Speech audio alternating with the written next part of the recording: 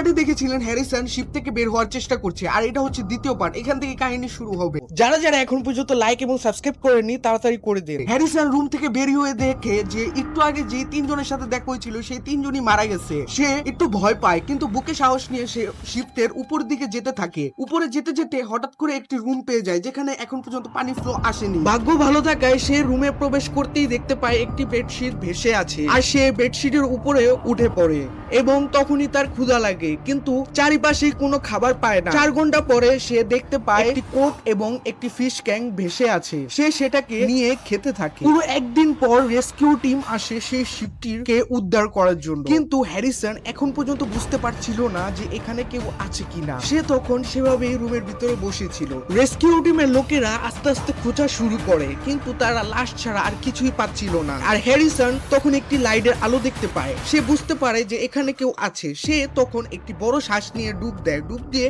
রুমটি থেকে বের হওয়ার চেষ্টা করে। বের হওয়ার সময় সে দেখতে পায় যে দরজাটি ব্লক হয়ে আছে, সে খুলতে পারছিল না। ঠিক তখনই সে আরেকটি লাইটের আলো পায়। সে বুঝতে পারে যে পিছনে হয়তোবা কোনো রেস্কিউ টিমের লোক আছে। সে তখন সেখানে যেতে থাকে, আর রেস্কিউ টিমের লোকটি তখন বুঝতে পারে যে এখানে আর কেউ নেই। সে তখন বের হতে যাবে, তখনই হ্যারিসন তার পা ধরে ফেলে, আর তখন হ্যারিসন বেঁচে যায়। পুরো শিপের মধ্যে হ্যারিসন একটি মাত্র লোক ছিল যে কিনা বেঁচে ছিল।